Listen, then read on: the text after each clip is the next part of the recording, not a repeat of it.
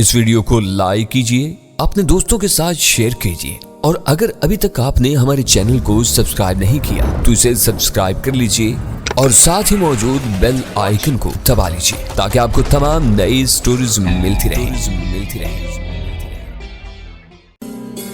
बिस्मिल्लाहिर्रहमानिर्रहीम।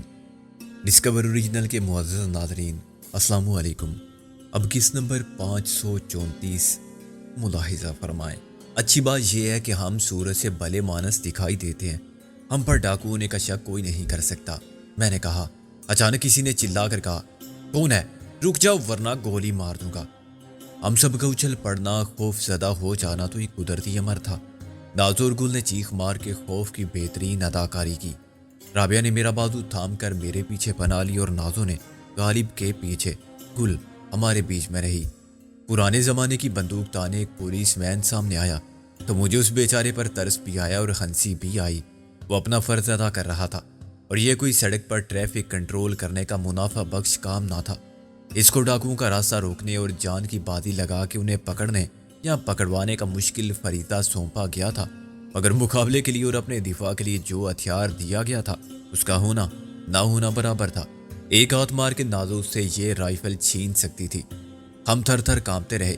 क्या बात है संतरी साहब? कौन हो तुम लोग? कहाँ घूम रहे हो? उसने हमें डांट कर कहा, कौन है ये स्त्रियाँ? मैंने उसे फिर वही स्टोरी सुनाई जो मैंने चंदू चाचा को सुनाई थी और सबका नाम भी बता दिया।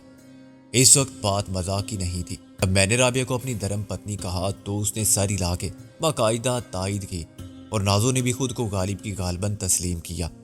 गुल को मैंने अपनी साली बना लिया। उस वक्त जब हमारे पास अपनी शिनाख्त का कोई सबूत नहीं था, मैंने कहा, मानिक लाल मेरा साला है, इसका भाई। ये अपने चाचा के पास रुक गई थी ज़रा देर के लिए, वो है इनका घर।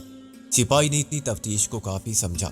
हम ना सिर्फ ये कि हिंदू नाम रखते थे और उलिये से भी मुसलमान नहीं लगते थे, बल्कि बेवकूफ़ और बुज़दिल भी नजर आते थे। हम जैसे लोग भला डाकू कैसे हो सकते थे? उसने हमें आगे जाने की इजाज़त दे दी और वापस लौट गया। अभी तक रास्ता दोनों जानिब वैरान था और दूर तक बेमसरफ पूदरू झाड़ियों और इक्का दुक्का दरख्तों के सिवा ज़मीन सोनी थी। दरख्त कहीं कहीं झुंड की सूरत में भी दिखाई दे रहे थे। ये नारियल और केलों के बागात थे जो इस सारे इलाके में कसरत से पाए जाते थे। मैंने रफ्तार बढ़ाई और गालिब के साथ कुछ आगे चलने लगा। राबिया, गुल और नाज़ो तीनों थकी आ रही अपनी बातों में मसरूफ़ थी। एक सबसे ज़्यादा परेशान कुन मसला शैला का था, जिस पर अभी तक हमने गुल के सामने कोई बात करने से गुरेज किया था। गुल खुद जख्मी थी और यह बात यकीनी थी कि उसे फ़ौरन मुनासिब तिब्बी इमदाद फराहम ना हुई तो उसका जख्म बिगड़ जाएगा। अभी तक वो अपनी तकलीफ को बर्दाश्त कर रही थी। नाज़ो ने उसके बाएं हाथ को पट्टी बांधने के बाद दूसरी पट्टी का झूला सा बना के गले में लटका दिया था ताकि हरकत से जख्म का मुंह ना खुले और खून जो अभी बहने से रुक गया था फिर ना बहने लगे। मैंने कहा, गालिब, तेरे और मेरे लिए बल्कि हम सब के लिए एक बुरी खबर है। गालिब ने कहा, मोहसिन के बारे में? मैंने हैरान होकर कहा, तूने कैसे अंदाज़ा कर लिया? जाहिर है अब खबर उसी की मिल सकती है। क्यों, क्या शैला के बारे में कुछ पता नहीं चल सकता? शैला के बारे में सिर्फ वही लोग बता सकते हैं जो उसे अगवा करके लाए थे और अब अपने साथ लिए फिर रहे हैं। उनमें से हमारी किसी से मुलाकात नहीं हुई। पेड्रो मिल जाता तो उससे हम उगलवा सकते थे कि यहाँ से वो शैला को कहाँ ले गए। तुमने ठीक कहा। मुझे मोहसिन के मुतालिक ये मालूम हुआ है, उसको पुलिस ने पकड़ लिया है। गालिब फिक्रमंद नजर आने लगा। ये किसने बताया? मैंने कहा, रामा राव ने। उसे ये भी पूछ लेना था कि मोहसिन का नाम उसे कैसे मालूम हुआ। मुमकिन है पकड़ा जाने वाला कोई और हो। गालिब ने कहा, हमारे बारे में और कौन पूछेगा? उसका कहना है कि वो शख्स हमारे मुतालिक लोगों से मालूमात हासिल करने की कोशिश कर रहा था। शक की बिना पर उसे पुलिस के हवाले कर दिया गया। फिर पुलिस उसे कहाँ ले गई ये रामा राव के इल्म में नहीं था, लेकिन हम मालूम कर सकते हैं। इस इलाके का थाना दूर नहीं हो सकता। आमतौर पर दई इलाकों में 10 मुरब्बा मील में एक ही थाना होता है। गांव जितने भी हों तो फिर अब क्या थाने पर हमला करना है? मैंने कहा, ये भी कर सकते हैं। गांव देहात में थाना कोई नाकाबिले तस्खीर जगह नहीं होती। पहले मालूम हो जाए कि वो मोहसिन ही था जो पकड़ा गया था या कोई और था। अगर मोहसिन था तो फिर सवाल ये भी है कि उसी शहर की पुलिस तो नहीं ले गई। मुझे बातों में बिल्कुल पता ना चला कि राबिया, गुल और नाज़ो ने ये महसूस करते हुए कि उनके और हमारे दरमियान फासला ज़्यादा हो गया है, अपनी रफ्तार बढ़ा दी थी। राबिया ने अचानक कहा, کیا پولیس نے گرفتار کر لیا ہے محسن کو؟ اب میرے لیے ان سب سے کچھ چھپانے کی گنجائش نہ رہی۔ ویسے بھی بالآخر ان کو یہ بات معلوم ہو جاتی۔ میں نے انہیں مختصراً راما راؤ سے ہونے والی گفتگو کے بارے میں بتا دیا۔ تشویش پریشانی میں مبتلا ہونا تو خیر ایک قدرتی امر تھا، مگر گل پر اس خبر کا زیادہ ہی اثر ہوا۔ اس کے اعصاب پر ویسے ہی گولی لگ جانے کے بعد خوف سوار تھا۔ حالات کے پیش نظر اس نے اپنے خوف پر قابو پا لیا تھا، لیکن اس کی جذباتی مزاحمت کی صلاحیت کا گراف بہت گر چکا تھا۔ یہ خبر ایک بہانہ بن گئی۔ اس نے ایک دم پھوٹ پھوٹ کر رونا شروع کر دیا۔ محسن کو پولیس نے پکڑ لیا ہے اور آپ سب کیسی بے فکری سے باتیں کرتے جا رہے ہیں جیسے یہ کوئی بات ہی نہیں، اس نے زارو قطار روتے ہوئے کہا۔ میں نے پریشان ہو کر کہا، گل کیسی باتیں کرتی ہو؟ وہ ہمارا دوست ہے، ہمیں اس کی فکر نہیں ہوگی تو کسی ہوگی؟ جھوٹ بولتے ہیں آپ سکندر بھائی، اس نے میری بات کاٹ دی۔ آپ کو صرف اپنی کامیابی کی فکر تھی، صرف فتح کی خوشی ہے آپ سب کو۔ کسی کے منہ سے میں نے محسن کا نام تک نہیں سنا، کسی نے بھی نہیں کہا کہ اسے تلاش کرنا چاہیے۔ رابعہ باجی کیا ملی آپ کو؟ آپ دنیا بھول گئے۔ گل، میں نے سخت لہجے میں کہا، فضول باتیں مت کرو۔ یہ فضول باتیں نہیں، سچ ہے جو آپ کو کڑوا لگ رہا ہے۔ وہ چلائی، آپ کو معلوم ہو گیا تھا کہ محسن پکڑا نہیں گیا، وہ کہیں آس پاس ہی موجود ہے۔ پھر اتنا بڑا دھماکہ کرنے سے پہلے کسی نے اس کے بارے میں سوچا کیوں نہیں کہ کہیں وہ مارا نہ جائے؟ رابعہ نے مجھے کچھ کہنے سے روک دیا اور گل کے آنسو پونچھتے ہوئے اس کے سر کو اپنے سینے سے لگا لیا۔ گل میری بہن، غلط مت سمجھو۔ نہیں باجی، مجھے بتائیں کیا فکر اس کی کسی نے کی؟ کیا یہ ناممکن تھا کہ کوئی باہر جا کے اسے تلاش کرتا؟ آس پاس دیکھا تھا، وہ خود تو اس لیے قریب نہیں آیا ہوگا کہ اسے اندر آنے کی صورتحال کا باہر سے صحیح اندازہ نہیں ہو سکتا تھا۔ مگر ہم سب کو کس کا ڈر تھا؟ کون تھا باہر ہمارا راستہ روکنے والا؟ سکندر بھائی اور غالب میں سے کوئی باہر جا کے اس کو بلا نہیں سکتا تھا؟ اسے ہم کیسے بلاتے گل، کہاں سے بلا کے لاتے؟ غالب نے کہا، کیوں اتنا چیخ چیخ کے باتیں کر سکتے ہو، اعلان کر سکتے ہو جو سارا زمانہ سن لے؟ باہر جا کے اسے آواز نہیں دے سکتے تھے؟ اس کا نام لے کر اسے پکارتے تو وہ سن لیتا، آدھے میل تک وہ جہاں بھی ہوتا تمہاری آواز اس تک پہنچ جاتی۔ مگر کس نے پرواہ کی؟ کون گیا باہر اسے بلانے کے لیے؟ اور اب اس کو پولیس لے گئی۔ پھر وہ بڑی شدت سے رونے لگی۔ ہم اسے چھڑا لائیں گے گل، نازو نے اسے تسلی دی۔ کیسے چھڑا لائیں گے؟ کب چھڑا لائیں گے؟ گل نے تند لہجے میں کہا۔ جب پولیس مار مار کے اس کی جان لے لے گی؟ مجھے اچھی طرح معلوم ہے پولیس کیا کرتی ہے۔ ڈاکوؤں کا ایک ساتھی ان کے ہاتھ لگ جائے تو اسی سے وہ باقی گروہ کا پتہ ٹھکانہ معلوم کرتے ہیں۔ یہاں یہی مشہور ہے کہ حملہ کرنے والے ڈاکو تھے، اسے پولیس نے ہمارا ساتھی مان لیا تو؟ ہم سب گل کی وجہ سے رکنے پر مجبور ہو گئے تھے۔ وہ زمین پر بیٹھ گئی تھی اور رو رو کر بے حال ہو رہی تھی۔ بے وقوف، انجام سے بے خبر، حقائق سے نا آشنا، جذبات کی رو میں بہہ جانے والی لڑکی جو محسن کو دیوانگی کی حد تک پیار کرنے لگی تھی، یہ اب کوئی ڈھکی چھپی بات نہیں رہی تھی۔ خود گل کو اس کا اقرار کرنا اچھا لگتا تھا۔ ابھی تک کسی نہ کسی طرح ہم محسن اور شیلا کے رشتے کی نوعیت کو چھپانے میں کامیاب رہے تھے اور گل کو یہ بتانے سے گریز کرتے رہے تھے کہ وہ سراب کے پیچھے دوڑ رہی ہے۔ محسن نہ کبھی اس کا تھا نہ ہوگا۔ رابعہ اور نازو اس کے پاس بیٹھی کوشش کر رہی تھی کہ کسی طرح اسے چپ کرا دیں۔ میں اور غالب خاموش کھڑے افق پر نمودار ہونے والے صبح کاذب کے اجالے کو دیکھ رہے تھے۔ اچانک میں نے دونوں جانب سے دوڑ کر آنے والوں کے قدموں کی آواز سنی۔ دو جاڑیوں کے پیچھے سے 3 مسلح پولیس والے نمودار ہوئے۔ کون ہو تم لوگ؟ سیدھے کھڑے ہو جاؤ، ایک حوالدار نے گرج کر کہا۔ حوالدار صاحب، ہم شریف لوگ ہیں۔ شریف لوگ؟ حوالدار نے میرے منہ پر ایک تھپڑ رسید کیا۔ وہ تو صورت سے نظر آ رہے ہو تم، لیکن ہم نے ساری بات سن لی ہے۔ تم اس ڈاکو کے ساتھی ہو جو پکڑا جا چکا ہے۔ چل دوئے، گرفتار کر لو ان کو بھی۔ ایک سپاہی ہتھکڑی لے کر آگے بڑھا۔ میں نے کسی مظلوم دیہاتی کی طرح گگیانا اور گڑ گڑانا شروع کیا۔ تھانے دار صاحب، کیسی باتیں کرتے ہو جی آپ؟ ہمارا کیا تعلق کسی ڈاکو سے؟ ہاں، یہ جو رو رہی ہے، میں نے گل کی طرف اشارہ کیا، یہ ضرور اس بدماش کی بدقسمت گھر والی ہے۔ دیکھو کیا حال کر لیا اس نے اپنا رو رو کے۔ اوے کمبخت مت رو، نصیب ہی برے تھے تیرے کہ اس ڈاکو سنگ تیرے کو بیاہ دیا۔ غالب نے دکھ اور برہمی کے ملے جلے جذبات کے ساتھ کہا۔ گل نے جو اب تک محسن کی وجہ سے جذباتی ہو کے رو رہی تھی، اب صورتحال کی نزاکت کو سمجھتے ہوئے رونا دھونا شروع کیا۔ ارے میرے نصیب کو کیوں الزام دیتے ہو؟ تم نے ہی دیکھا تھا اسے، میں نے کہا وہ اس وقت کام کرتا تھا، تھوڑا بہت محنت کر کے جتنا کما لیتا تھا اس سے میں خوش تھا. تو نے لالچ ڈالا اس کے دل میں. میں نے؟ گل نے چیخ ماری. ہائے کیا میں دشمن تھی خود اپنی؟ کیا میں نے اسے برائی کے راستے پر ڈالا؟ بندہ خود بگڑتا ہے یا تم جیسے دوست اسے بگاڑتے ہیں؟ وہ داڑے مار کر رونے لگی. سپاہی جو ہتھکڑی لے کر آگے بڑھا تھا کچھ پیسیج کر ٹھہر گیا. غالب نے برہم ہو کر کہا, ارے تو نے روز تنگ کیا اسے, یہ چاہیے وہ چاہیے, اس کے پاس اتنا گہنا ہے میرے پاس کیوں نہیں؟ پھر وہ کیا کرتا؟ مجبور ہو گیا چوری چکاری پر. میں نے اس کی تائید کی. اب اپنے تھانے دار صاحب سے پوچھ لو. یہ تو خیر رشوت لیتے ہی نہیں, لیکن ان کے محکمے میں جو لوگ رشوت لیتے ہیں سب اپنی بیویوں کی وجہ سے مجبور ہیں. کیوں سرکار, کیا غلط کہا میں نے؟ حوالدار نے, جس سے میں نے چند منٹ میں ترقی دے کر تھانے دار کے عہدے پر فائز کر دیا تھا, مونچھوں پر تاؤ دے کر تائید کے انداز میں ساری لایا. لیکن پھر اسے اپنا فرض یاد آ گیا. اس نے گرج کر سپاہی سے کہا, اوئے کیا حکم دیا تھا میں نے؟ سپاہی آگے بڑھا. لاؤ تمہارے ہتھکڑی لگا دیں. مشکل یہ تھی کہ ہتھکڑی ایک تھی اور ملزمان کم سے کم دو, یعنی میں اور غالب. اگر نازو, رابعہ اور گل کو عورت ہونے کی رعایت دے دی جاتی تب بھی ایک ہتھکڑی ناکافی تھی. سپاہی نے روئے سخن نہ میری طرف رکھا اور نہ غالب کی طرف. ہم دونوں ایک قدم پیچھے ہو گئے. سرکار اس کی کیا ضرورت ہے؟ ہم کوئی بھاگنے والے لوگ نہیں ہیں, عزت دار ہیں. ان لڑکیوں کو چھوڑ کے کہاں جائیں گے؟ میں نے کہا. ہم آپ کے ساتھ چلتے ہیں. غالب نے لجاجت سے کہا. آپ بس ایک بار میری بہن کی اس کمینے سے ملاقات کرا دیں. بس تھانے دار جی, ایک نظر دیکھ لوں اسے. گل نے ہاتھ جوڑ کے کہا, جیسا بھی ہے میرا گھر والا ہے, میرے بچوں کا باپ ہے. بلا شبہ اداکاری میں حقیقت کا تاثر پیدا کرنے کے لیے گل نے جو کچھ کہا تھا ٹھیک کہا تھا.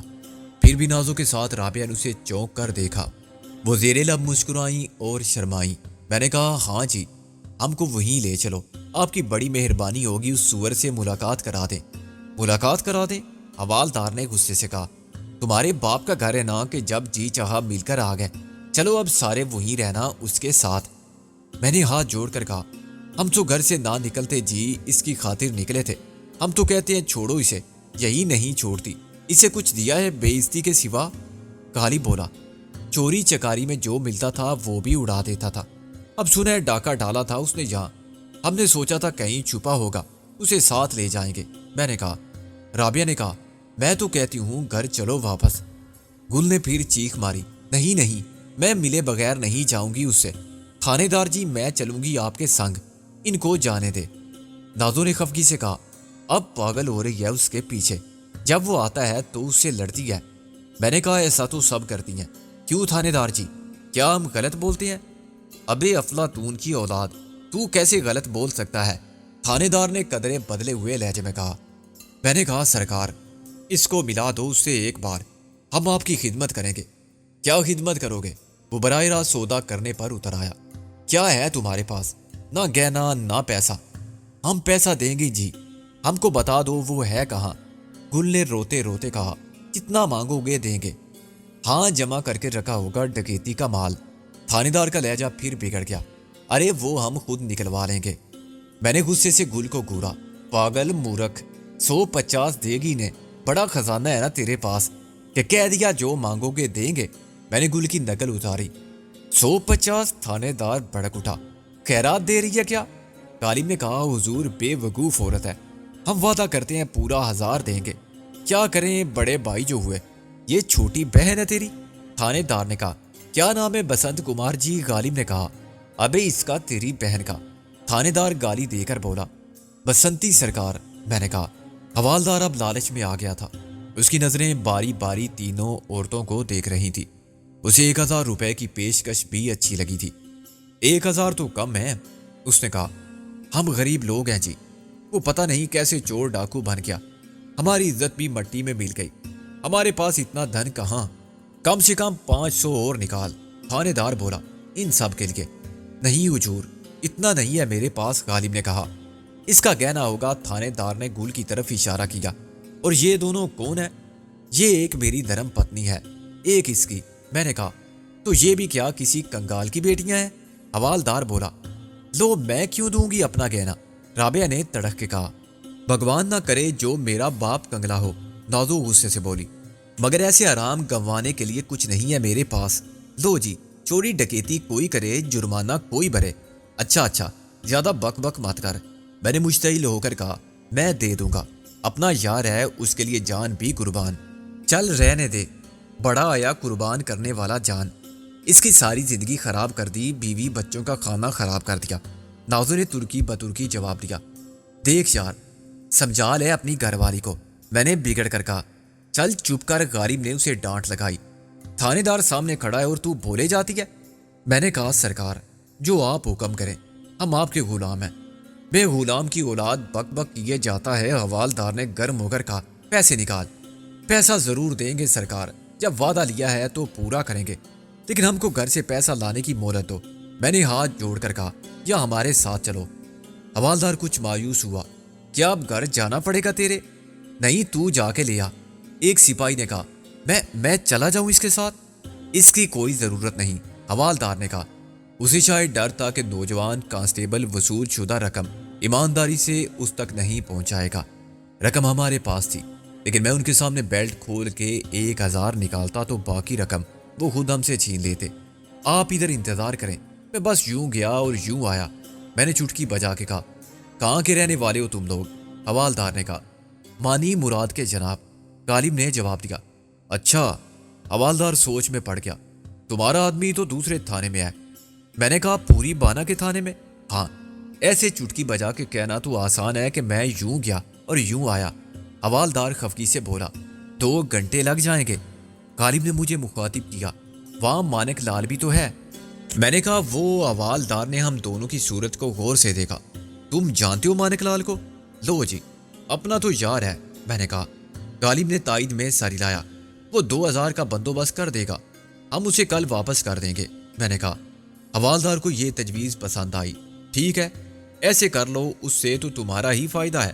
ابھی تمہارا آدمی کیا نام ہے اس کا؟ چمن لال۔ ہاں جی، چمن لال، میں نے فوراً کہا۔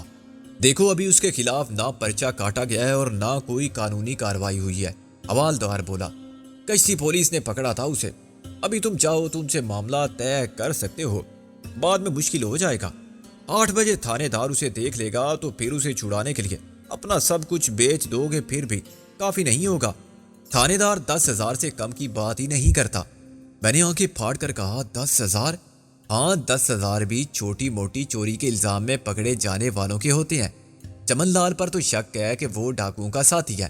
میں نے سخت پریشان ہو کر کہا، تھانے دار جی، آپ ہی کچھ مدد کرو ہماری، آپ کو بھگوان کا واسطہ ہم پر دیا کرو۔ اگر چمن لال جیل میں چلا گیا تو یہ سچ مچ مر جائے گی۔ جیل تو جائے گا بعد میں، پہلے ہوگی تفتیش، حوالدار نے کہا۔ تفتیش میں ہی ضائع ہو گیا، گل نے ایک چیخ ماری۔ ایسا مت کہو، حوالدار نے بے رحمی سے کہا۔ تفتیش شروع ہوگی تو سمجھو تمہاری خیر نہیں، سارے گھر کو تھانے بلا لیں گے، ایک رات کی مار نہیں جھیل سکو گے تم لوگ۔ میں نے کانپتے ہوئے کہا، ہم آپ سے سچ کہہ رہے ہیں، ہم شریف عزت دار لوگ ہیں۔ ہاں، ایسے ہی لوگوں کی عزت اتاری جاتی ہے تفتیش میں، جو اپنی عزت پر اکڑتے ہوں، جیسے تم اکڑ رہے ہو۔ غالب نے کہا، نہیں جی، ہم اکڑ تو نہیں رہے ہیں، تو اور کیا کر رہے ہو؟ بار بار ایک ہی بات کرتے ہو کہ ہم عزت دار شریف ہیں۔ ارے بھائی، چمن لال ڈاکوؤں کا ساتھی ہے اور تم اس کے ساتھی ہو، تو کیا ہوئے تم؟ پولیس کیا کسی کو اس کے کہنے سے شریف عزت دار مان لیتی ہے؟ بے عزتی کا پتہ اس وقت چلے گا جب تمہارے سامنے تمہاری ان تینوں سندریوں کی۔ میں نے گھبرا کر کہا، نہیں جی، ایسا کیسے ہو سکتا ہے؟ حوالدار بگڑ کر بولا، ابھی جب ہوگا تو دیکھ لینا کیسے ہوتا ہے۔ غالب نے کہا، سرکار آپ کوئی اپائے بتائیں۔ اپائے تو بتا رہا ہوں، معاملہ صبح سے پہلے ختم کرانے کی کوشش کرو۔ چالاک حوالدار نے مونچھوں پر تاؤ دیا۔ اسے یقین آ گیا تھا کہ وہ ہمیں ہراساں کرنے کے نفسیاتی طریقے آزمانے میں کامیاب رہا ہے، اور اب ہم اس کی منت سماجت کریں گے، اسے منہ مانگی رقم ادا کریں گے کہ ہمارے ساتھی کو چھڑوا دو، اور وہ ہم پر یہ احسان کرے گا کہ 10-20 ہزار میں تفتیش ختم کرا دے گا۔ یقیناً یہ اس کے اختیار کی بات تھی، اور وہ اپنے اختیارات کو ہمارے حق میں استعمال کرنے کی پوری قیمت وصول کرنا چاہتا تھا۔ اس نے ہمارے سامنے ایک صورتحال کو واضح کر دیا تھا کہ یا تو ہم اس کی معرفت عزت کی قیمت ادا کر کے سب کی عزت و آبرو اور جان بچا لیں، یا پھر جملہ اہل خانہ کے ساتھ، جن میں خواتین بھی شامل ہوں گی، تفتیش کے سنگین نتائج بھگتنے کے لیے تیار ہو جائیں۔ اسے اس بات سے کوئی سروکار نہ تھا کہ ہم یہ منہ مانگی قیمت کیسے ادا کریں گے۔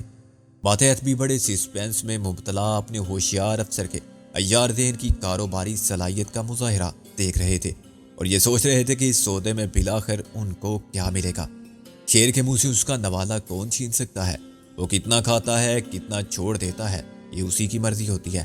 حوالدار کے ساتھ سارے معاملات خوش اسلوبی سے طے کرانے کا سودا 40,000 سے شروع ہوا اور 25,000 پر طے پا گیا۔ اس نے چمن لال یعنی محسن کو حوالات سے نکال کے باحفاظت ہماری تحویل میں دینے اور ہمیں تفتیش سے تحفظ فراہم کرنے کی پوری ذمہ داری قبول کر لی تھی۔ فی الحال 2,000 نقد کے عوض اس نے ایک ملاقات کرانے پر رضامندی کا اظہار کیا تھا۔ باقی کے معاملات کا انحصار ہماری کوششوں کی کامیابی پر منحصر تھا کہ ہم مطلوبہ رقم کتنے عرصے میں فراہم کر سکتے ہیں۔ ہم نے وعدہ کیا تھا کہ 2-3 دن میں سب کا گہنا بیچ کے رقم اکٹھی کر لیں گے۔ نازو کے ساتھ رابعہ نے سودے کے خلاف احتجاج کیا۔ ایک چھلا نہیں دوں گی میں، رابعہ نے کہا۔ اپنی ماں کا زیور بیچ دو نا، نازو بولی۔ میں نے رابعہ کی ایک جام پر رسید کیا۔ اب بولی تو تیرا گہنا کیا تجھے بھی بیچ دوں گا، سمجھی؟ یہ جام پر مارنا از حد ضروری تھا۔ اصل شوہر اس قسم کی صورتحال کو ایسے ہی کنٹرول کرتے ہیں۔ میں نے ہاتھ زیادہ زور سے گھمایا تھا، جام پر آہستہ سے مارا تھا، پھر بھی ایک مردانہ وار کا مقابلہ رابعہ نہ کر سکی اور نیچے گر گئی۔ میری سرکت پر جتنا تعجب کسی اور کو ہوا تھا اس سے کہیں زیادہ دکھ مجھے ہوا تھا، لیکن جھوٹ کو سچ بنانے کے لیے دل پر جبر کرتے ہوئے ایک تکلیف دہ اور ناپسندیدہ فعل کا ارتکاب حالات کا تقاضا تھا۔ مجھے معلوم تھا کہ رابعہ نے برا نہیں مانا ہوگا۔ اس نے یقیناً سمجھ لیا ہوگا کہ فنا بقا کی جدوجہد میں ایسے مرحلے بھی آتے ہیں کہ آدمی مجبور ہو جاتا ہے وہ سب کچھ کرنے پر جو عام حالات میں اس کے لیے ناممکن ہوتا ہے۔ پھر بھی میں شرمسار تھا اور اسے نظر نہیں ملا سکتا تھا۔ نازو نے میری مدد کی۔ اس نے میرے ذہنی کرب کا بخوبی اندازہ کر لیا تھا۔ چنانچہ میرے احساس جرم کی شدت کو ختم کرنے کے لیے وہ غالب پر چلانے لگی۔ میں صاف بتا دیتی ہوں ابھی سے کہ میں جان دے دوں گی، مگر کسی نے میرے گہنے کی طرف نظر اٹھا کے بھی دیکھا۔ غالب نے اس کا مقصد بانپ لیا اور میری تقلید کرتے ہوئے نازو کے منہ پر ایک تھپڑ مارا۔ بھونکتی جا رہی ہے، زبان کھینچ کے ہاتھ پر رکھ دوں گا جو اب منہ سے ایک لفظ بھی نکالا۔ تیری بہن کا معاملہ ہوتا تو فٹ سارے گہنے رکھ دیتی میرے سامنے۔ یہ میری بہن کا معاملہ ہے، تیری کیا؟ تیرے باپ کی جان کی پرواہ نہ کروں میں؟ دونوں بیویاں ایک ایک جامپڑ کھا کے خاموش ہو گئی تھیں، جیسے کہ شوہر کو مجازی خدا اور دیوتا سامان سمجھنے والی سب مشرقی بیویاں ہو جاتی ہیں۔ انہوں نے ظاہر کیا کہ ظلم کے خلاف احتجاج میں وہ اپنی حد سے آگے بڑھ گئی تھی۔ چنانچہ انہیں جو سزا ملی وہ مشرق کی جاہلانہ روایات اور فرسودہ اخلاقی اقدار کے معیار پر کسی طرح بھی غیر منصفانہ نہیں سمجھی جا سکتی۔ جب ہم نے حوالدار کی قیادت میں مانی مراد کی جانب سفر شروع کیا تو صبح کے آثار پیدا ہو چلے تھے۔ ہم اس بستی سے بہت دور آ گئے تھے جہاں ایک تاریک رات کے ساتھ ہی موت اور زیست کی خون ریز جنگ کا بھی اختتام ہو گیا تھا۔ ہماری طویل جدوجہد کا انعام ایک اور فتح تھی۔ ہم اپنے پیچھے دشمن کے ایک مضبوط قلعے کا کھنڈر چھوڑ آئے تھے، اس میں بکھری ہوئی لاشیں، جلے ہوئے ٹرک، شکستہ و سوختہ در و دیوار خود اپنی زبان سے ایک عبرت کی داستان کہتے تھے۔ آسمان تک اٹھتا ہوا دھوئیں کا بادل گواہی دیتا تھا کہ یہ صرف تائید ہستی ہے جس نے MRS جیسی بے سر و سامان تنظیم کو حوصلہ طاقت دی کہ وہ چودھری دلاور اور قریبنی جیسے فرعون صفت شیطانوں کے غرور کو شکست دے۔ ازل سے یہ بندوبست خود خالق کائنات نے قائم کر رکھا ہے کہ دنیا میں جہاں بھی نیکی بدی کی قوتیں کسی رزم گاہ میں مقابل ہوں تو باطل کبھی حق پر غالب نہ آئے۔ آسمان روشن ہونے لگا تھا اور اس کے ساتھ ہی رات کا سکوت ختم ہو رہا تھا۔ آشیانوں میں پرندے ایک نئی صبح کے آغاز کا گیت شروع کر چکے تھے اور ان کے کورس میں ہر طرح کی آوازیں شامل ہوتی جا رہی تھی۔ ساری فضا ان آوازوں کے شور سے گونجنے لگی تھی۔ پرندوں کے گول درختوں سے پرواز کے لیے پر تول رہے تھے۔ رات بھر گولیوں کی آوازوں، دھماکوں، میدان جنگ کی پرعزیت، صفاق اور دل خراش چیخ و پکار، آگ اور دھوئیں، بارود کی بو اور جلتی ہوئی لاشوں اور موت کی سرد سنسنی کو برداشت کرتے رہنے سے میرے اعصاب بالکل جواب دے چکے تھے۔ ظاہر ہے دوسروں کی حالت بھی ایسی ہی ہوگی۔ خطرے کا احساس اب زندگی کے روز و شب کا حصہ تھا۔ ایک خطرہ پیچھے رہ گیا تو دوسرا ہمارے ساتھ تھا اور تیسرا آگے ہمارے انتظار میں تھا۔